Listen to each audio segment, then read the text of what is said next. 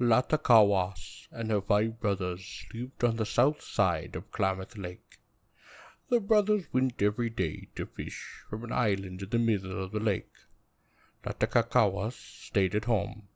She gathered weaver seeds and burned the down from them to prepare them as food for her brothers and for herself.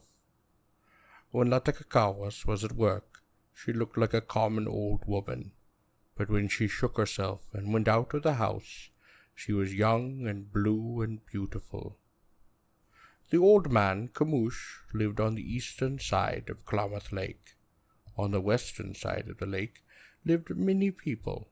These people often saw Latkakawas stand upon the top of her house, looking blue and nice.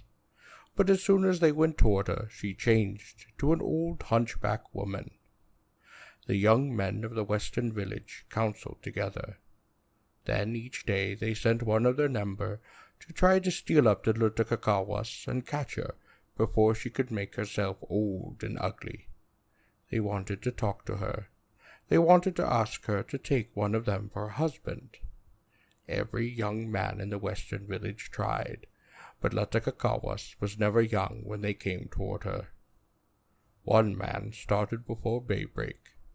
He wanted to get near the house and hide till Latkakawas came out.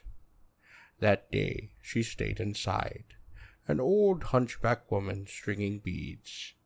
She knew when people were looking at her or thinking of her. She even knew where they were. Each morning Latkakawas' brothers went to the islands to catch salmon and to dry them, but as soon as it was dark they came home. One night Latkakawas said to her eldest brother, "Men come to watch me. They try to catch me, and when they find me hunchback and ugly to look at, they make fun of me. I don't like that. It makes me feel badly." "How soon will you have seeds enough gathered?" asked her brother. "Tomorrow," said Latkakawas. "When the seeds are ready, you will go with us to the island, where nobody can bother you," said her brother. On the west side of the lake there was a young man, both as blue and beautiful as Latkakawas herself. His father kept him in an underground place. No one ever saw him, except when he went out to bathe or to swim. When all the other young men had tried to get near Latkakawas and had failed, the people said to this young man's father, "Why don't you send your son? Maybe he could catch that beautiful blue woman." When the old man told his son about Latkakawas, the young man said, "There is no use of my going there. If all the others have failed, I should fail too." "But you are as blue and nice to look at as Latkakawas is," said his father. "Maybe she will like you and take you for a husband." So the old man took his son out of the underground place, and washed him, and did get him ready, and made him clothes from a wonderful cap, a cap that could never be destroyed. And when the young man put on these clothes, he was beautiful beyond anything within this world. He was both blue and gold and green, like the clouds in the sky. He could run in the air and under the ground, and had great power. When he was ready to start, his father said to him, "When the sun comes to the edge of the sky, Latkakawas shakes herself and goes to the top of the house to watch it. If you travel under the ground, you will get near her before she sees you." When Latkakawas shook herself and stood on top of the house to watch the sun, the young man was nearby, under the ground, with one eye looking out. She knew that he was there, but she had not yet changed to an old woman. She said to herself, "This man pleases me. He is not like the others.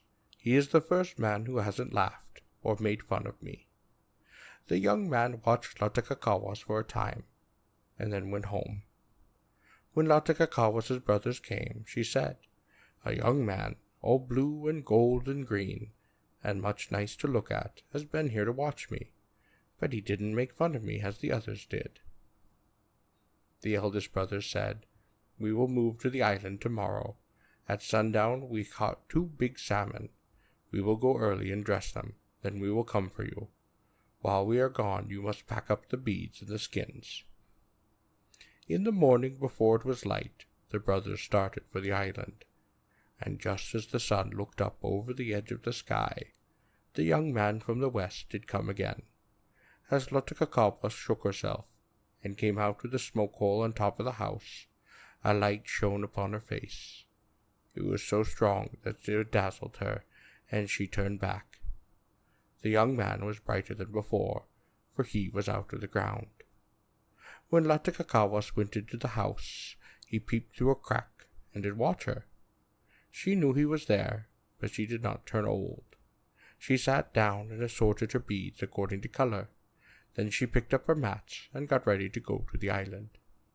Early in the forenoon the 5 brothers came and began to pull down the house. The people on the west side of the lake saw them at work and asked one another, "Where are those brothers going? Why are they pulling down their house?" At midday the brothers were ready to start, and they spread their mats from the house to the canoe, for Latkakawas to walk on.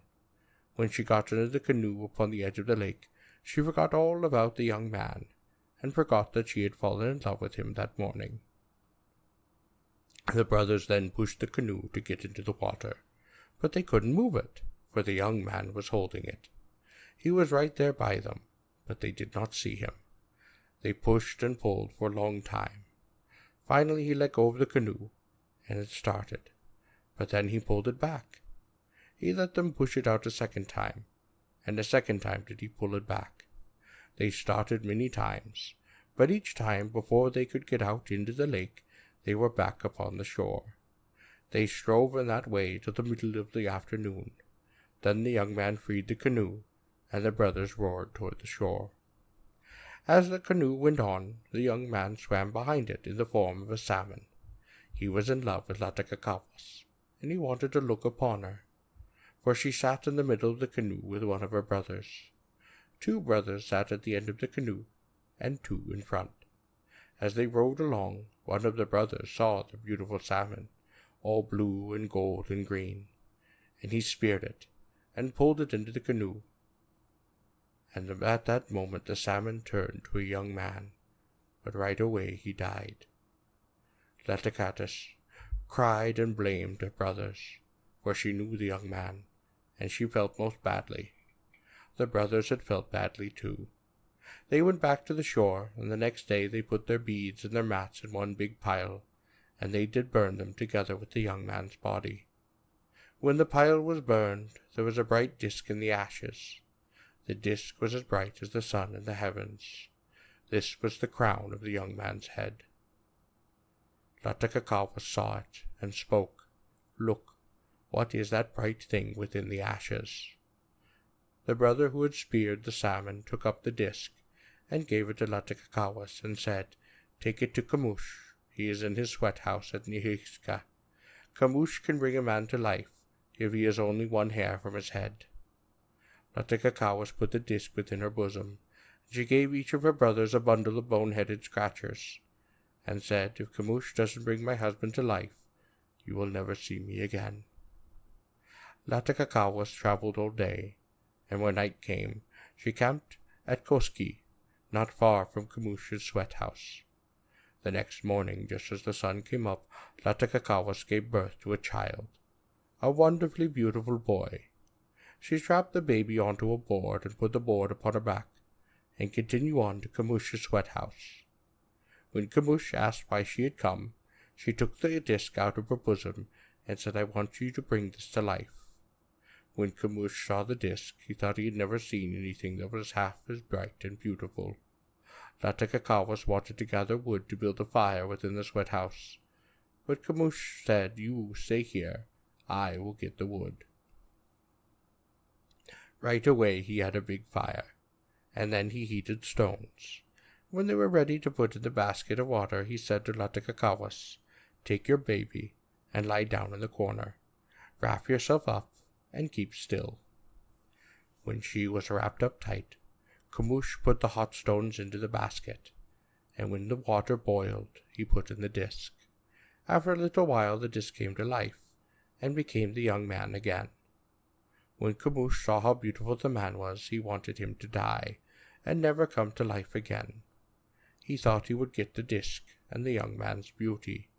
As Kamoosh wanted, so it was, and the young man died.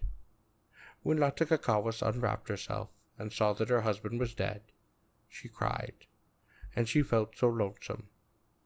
She cried all the time Kamoosh was gathering wood to burn the body. When the body was half consumed, Latkakawas asked Kamoosh to put more wood upon the fire, and while he was picking up the wood, she strapped the baby onto the board, put the board on her back, and sprang into the fire. Kamoosh saw her just in time to snatch the baby from her back, but Latkakawas and the young man's body were then burned to ashes. The baby cried and cried. Kamoosh called it by every name he could think of it. He called it Wanaga, Lakana, Kalilim Tekano, and he called it Ishramesh. It didn't cry quite as hard, and when he said Isis Uknolis, it cried only a little. When he said Isis, the child stopped crying, for the name pleased it. Kamoosh put the child upon the ground and looked in the ashes for the disc. He found it and was glad, but he didn't know where to put it. He put it on his knee, he put it under his arm, he put it upon his breast, on his forehead, or on his shoulders, but it wouldn't stay anywhere. At last he put it upon the small of his back. The minute he put it there, it was grew to his body, and right away he was beautiful and young and bright, the brightest person in the world. The disc had become part of him, and he was now the father of Isis, for the disc was the father of Isis. Then Kamoosh left Nikaliski and traveled toward the north. Upon the road he kept thinking where he was to hide the baby. At last he hid it in his knee, where it appeared as a boil. That night he stayed with two old women, who lived in a house at the edge of a village. All night he groaned and complained of the boil on his knee, and in the morning he asked one of the old women to press the boil. As soon as she began to press it, she saw bright hair. "What is this?" asked she. "I told you it wasn't a boil," said the other woman. They both pressed, and soon the baby came out. The women washed the child, wrapped it up in a skin, and fed it. Right away people found out that old man Kamoosh had a baby, and everybody wanted to know where he got it. Kamoosh said, "The earth is most kind to me. The earth gave this baby to me." Kamoosh took Isis and went to live on the southeast side of Tulu Lake, and there he fished and worked and reared Isis. When Isis was old enough to marry, the Mowatas, a people from the south, brought him a woman named Tokwa. A great many people came with her, for she was a powerful woman, the best worker in the world. When the Mowatas came, Kamoosh and Isis were at home. Isis was asleep, for he had been fishing, and children were carrying fish from the canoe to the house. As the Mawatwas came in sight, Gak saw them, and said to the children, "I wonder where all these people came from.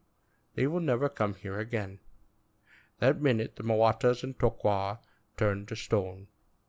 Kamoosh and Isis turned to stone too, but their spirits came out and were men again.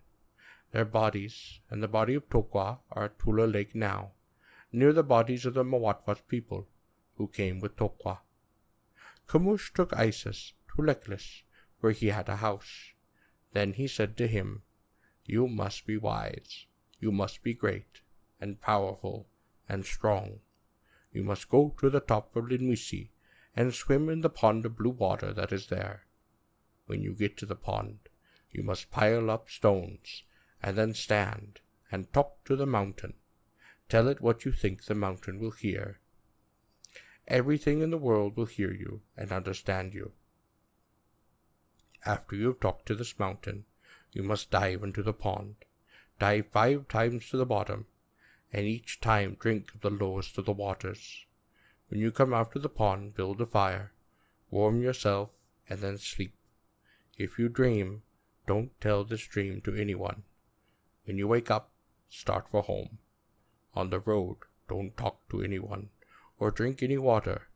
If you do as I tell you, you will be great as I am, and do the things that I can do. You will live always. You will be the brightest object in the world. If you endure these things, you will be able to bear every suffering.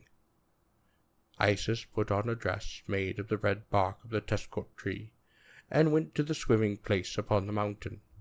At night he piled up the stones till he was sleepy. Then he stood by the pond and talked to the mountain. After that he died 5 times in the swimming pond. The 4th time he felt something big and heavy, but he thought, my father does not want me to have riches in this world. He wants me to have mind. And the 5th time he felt 5 kinds of gambling sticks, and a large white feather. He came out of the pond, built a fire, and did warm himself. Then he lay down and went to sleep. He did dream that he saw the gambling sticks and the feather that he had felt upon the water. When he woke up, he started down the mountain. As soon as he got home, he began to tell his dream, but Kamush silenced him. Don't tell your dream now. If you were to gamble with someone, then you might tell it.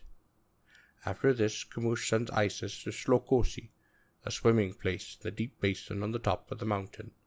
Kamush said, when you get there, make a rope of willow bark, tie one end around a tree, the other around your body, and let yourself down into the whirlpool.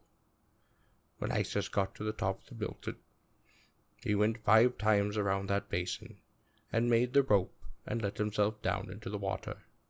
He went 5 times around inside the basin. 5 times he saw a bright house that was nice to look at, and he saw lights burning within the water. After swimming, he drew himself up and started back down the mountain. When Isis got home, Kamush sent him to Gwasani, a pond deep down among the rocks on the summit of Gwasania. Kamush said, Lok and Doslets used to swim in Gwasani. When you get to the top of the mountain, you must hold your right hand up and talk to the mountain. Ask it for mind and for power. The mountain will hear you, and great thoughts will go in through the top of your head. When you have talked to Gwasani, you can talk all day to other mountains, and not get tired or hoarse. When Isis got to the swimming place, he let himself down with a bark rope, sat on a rock at the edge of the water, and did wash himself. Then he drew himself up to the top, and he lay down. He couldn't go to sleep. He went to the place where he stood when he talked to the mountain. He lay down there, and he tried to sleep, but he couldn't sleep. So once more he started for home. When Kamush saw Isis coming, he washed himself, and used some nice-smelling roots. Then he took food and went to meet him, and to fix a resting place for him. After Isis had eaten and had rested, Kamush said, I want you to go to Adawa. You must go to all the Goamas. You will find something in each one. Adawa is Lok's pond. He stays in the water there. Therefore you must swim on the western side. When Isis got to the pond, he thought there was a great rock out upon the water.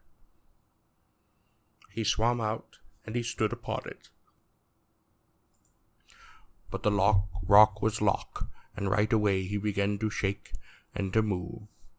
Isis jumped into the water, into that middle of a terrible whirlpool. The whirlpool was Locke's medicine. It made Isis's head feel queer and dizzy. He swam to the western side of the pond, dived 5 times, and got out of the water, and then went for home. Kamush then spoke. Now you must go to old man Mukus. Before Gok turned him into a rock, Mukus was the greatest gambler of the world. Around him are many rocks, the men he was gambling with when Gok's word was spoken. When Isis started, Kamush put up the back of his hand across his forehead, looked toward the place, and talked to Mukus, asking him to be good to Isis, and give him whatever he had to give. When Isis got to the rock, he stood and he waited. After a while, old Mukus asked, What did you come for? Isis made no answer. The old man moved a little and said, I heard Kamush talking. I have nothing but gambling to give. My work. I will give you that. When Isis got home, he lay down, and Kamush washed him, then gave his son food and drink. The next morning he sent him to get Tuk, the great gambling medicine. Kamush said, Tuk is round and bright like the sun. If a lazy man tries to catch it, it will show itself in 2 or 3 places at the same time, and he can't overtake it. But if a strong man, who has been to the swimming pools, follows it, it will let itself be caught. Isis went for Tuk, and caught it and brought it home. He held it so tightly in his hand that it burned him, and it did blister his hand. Kamush then said, You must kill Tuk, but if you don't, it will get away from you. You want it, for if a man has it, then he is gambling, and it gives him strength. When Isis had killed Tuk, Kamush said, Now you must go to Campos. On the way, you will come to a small pond. Do not stop there. It is a bad place. In Campos, there are 5 kais. They belong to the pond. When Isis got to Campos, he saw the sun, the moon, the stars, and big fires down under the water. He dived 5 times, and each time he felt a kai right near him. Under the arm of the 5th kai, there were gambling sticks. When Isis came out of the water, he lay down on a rock and tried to go to sleep, but he couldn't. So he got up and went home. While Isis was gone, Kamush made a sweat house, and when Isis returned, he said, Take off your bark clothes and sweat. Paint your face and body red, and put on buckskin clothes and nice beads. You have been to all the swimming places, and you might be a big chief, but I don't want that. Other people will come, and it will be bad here. We will go away where you can all keep all the strength the mountains and swimming places have given you, where you won't get bad and dirty from the earth and people. They went to the top of a high mountain and built a house among the rocks. The house was red and nice to look at. Kamush thought the people around Tula Lake would see his house, but they couldn't climb up to it. Kamush had the north side, Isis the south side, and the door opened toward the east. Kamush didn't know that Shakas and Nada lived on the mountain, but they did, and both of them fell in love with Isis. They came to the house, and neither one of them would go away. What do you want? Said Kamush. I want Isis for a husband, said Shakas. Nada gave the same answer.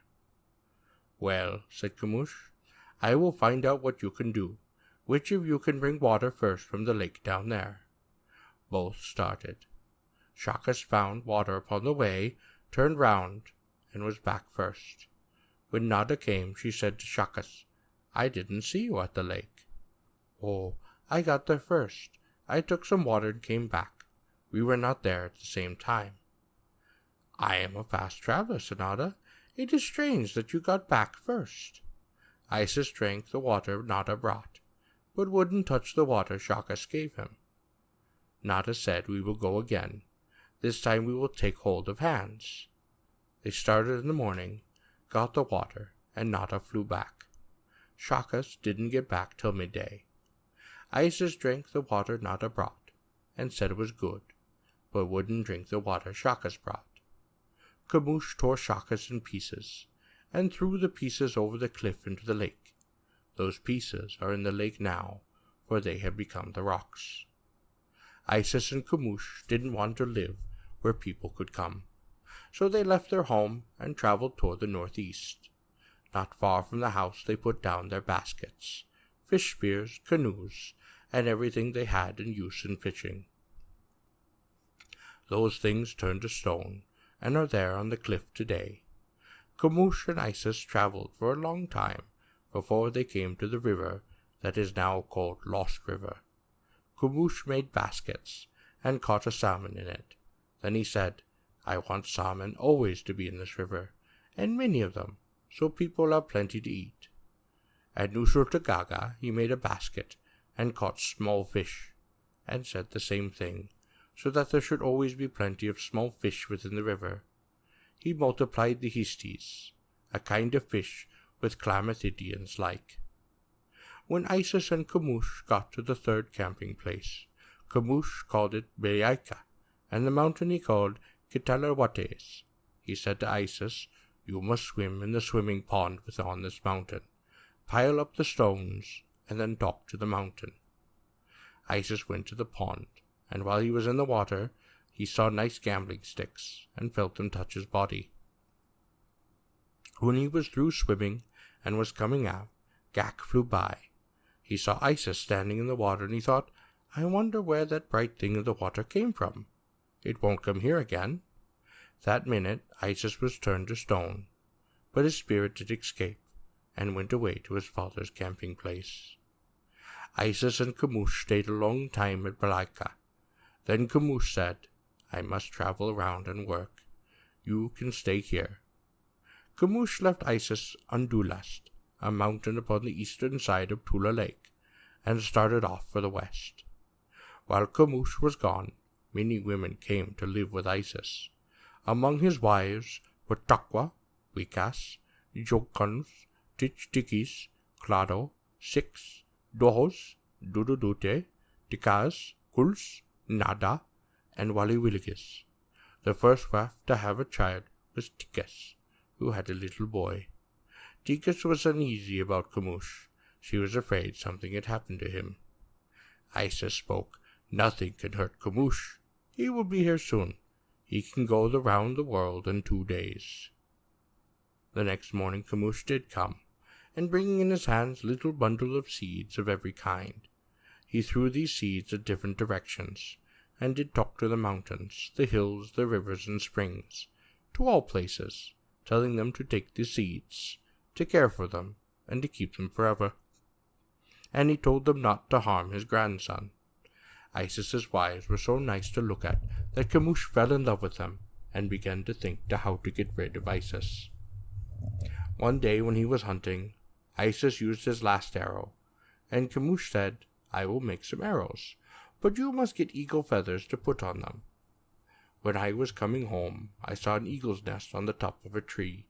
There were eggs in it. The eggs are hatched by this time. You can get some of those young eagles. And he told them where the tree was.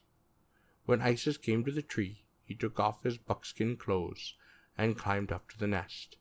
He found the eagles and threw them to the ground. As he threw the last one, he looked down and nearly lost his mind. For at Kamush's word, the tree had grown so tall that it almost touched the sky.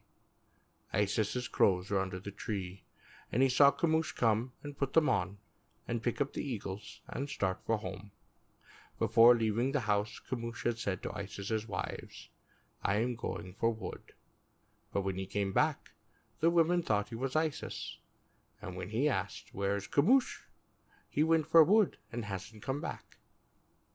Kamush hurried the sun down, and right away it was dark. All the women except Walawigas, Kuls, Tukas, and Takwa thought he was Isis. The next morning, Tikas asked Walawigas what she thought. "He isn't Isis," said Walawigas. "That is what I think," said Tikas. Kuls cried and tears ran down her cheeks. "Tears," she said, "are a sign that Isis is in trouble." "What are you talking about?" asked Kamush. "Hurry up and get me something to eat. I don't want people to come here to gamble. We will go where they are." After Kamush had eaten enough, he and all the women, except Walawigas, Korlis, and Tikis, started for Pitkawa, the place where Isis always wanted to gamble, a broad, flat northeast of Tula Lake. As Kamush traveled, he set fire to the grass, and the smoke went crooked. People saw it and said, "That is not Isis.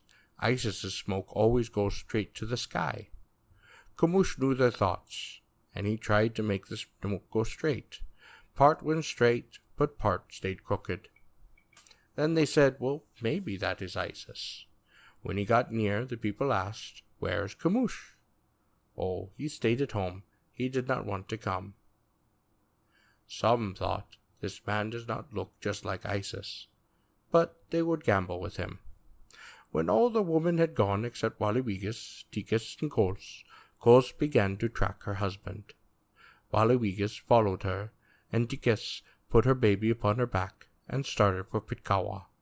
She felt lonesome. She traveled slowly, digging at the roots as she went along. Kolos tracked Isis to the tree and then said, "He is up within this tree, but he must be dead." "He is alive," said Waliwigas. "I do hear him breathing. He loved his other wives and didn't care for us. They have gone off with another man. Now he will find out who loves him." Kolos tried to dig the tree up, but couldn't. Then Waliwigas began to make a basket. When the basket was ready, Kolos strapped it upon her back and flew up part way to try it. She came back, got something for Isis to eat, and bear's fat to rub him with. Then she started again. She flew in the circles around the tree, camped one night, and then reached Isis the next night. He was almost dead. She gave him the seeds and rubbed him with bear's fat. The next morning she put him in the basket and started down, and got home again at midday. Kos and Wiliwagas fed Isis well. Every night they rubbed him with bear's fat, and soon he was well again. Then they fixed a sweat house, and he sweated till his skin was once more nice and soft. It had become rough while he was on the tree. After he had sweated, they put nice clothes upon him. Isis asked, "How did Tokawa, Nada, and the others act while I was lost?" "They did not care much," said Kolos. "They were not sorry." When the people at Pitkawa had gambled long enough, they began to play ball. Some thought that the man they were playing with was Isis. Others thought he was Kamush. Kamush had the disc upon his back, and it looked like a great scar. One day while the people were disputing, some saying he was Isis, others that he was Kamush, a man hired a doctor to make the south wind blow. When Kamush ran north after the ball and stooped down to pick it up, the wind raised his blanket, and everybody saw the scar. They then knew he was Kamush. They shouted, whooped, and laughed. They stopped the game and gathered round him.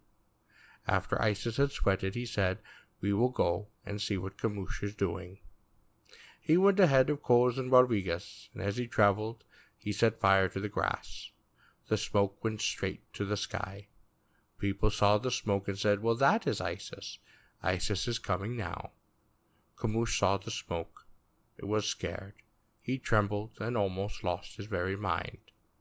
Tikas had been camping and digging roots. She was mourning for Isis. The child saw Isis coming and called out, "Sutawas!" "Do not call your father," said Tikas. "Your father is dead." The boy did call again, and again Tikas scolded him. "Why do you do that?" asked Isis. Tikas turned and saw Isis, and she was very glad, for she thought he was lost or dead. "Where were you?" asked she. "How did you get back?" "Wilwagas and Kolos, the wives I did not care for, had saved me."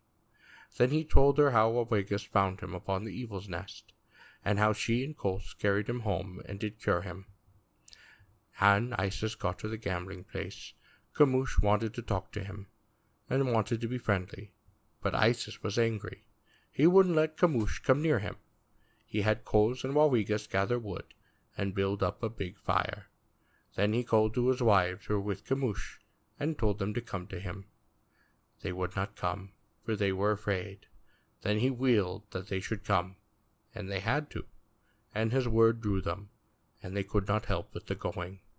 He burned their feet and did make them red. And he said, "You will no longer be people. You will be the birds, and you will scatter over the world. People will kill you, for you will be good to eat." He then turned into ducks and water birds, and they all flew away. Then Isis threw Kamush into the fire, and covered him with the burning wood, and burned him to ashes.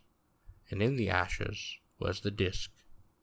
The next morning, the morning star, Kamush's medicine, called out to the disc, "Why do you sleep so long? Get up, old man." That minute Kamush was once more alive, for he will last as long as the disc and the morning star. Isis knew that Kamush would never die, and that nothing could kill him. So Isis wandered off among the mountains, and as he traveled he sang beautiful songs that no one else could sing.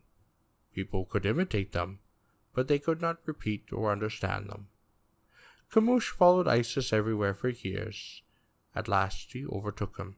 He wanted to be kind, and he wanted to live as before. But Isis said, "After what you did to me, you may go wherever you want in the world, and I will go where I want. But you are not my father. I feel that. I hope that of the people who are to come into the world hereafter, no father will ever treat his son as you have treated me." Kumosh then sadly went back to Tula Lake to live, and Isis turned one of his 3 faithful wives to a butterfly, another to a badger, and the third to a wren. Then he went to live alone upon Tukoski, a high and tall mountain.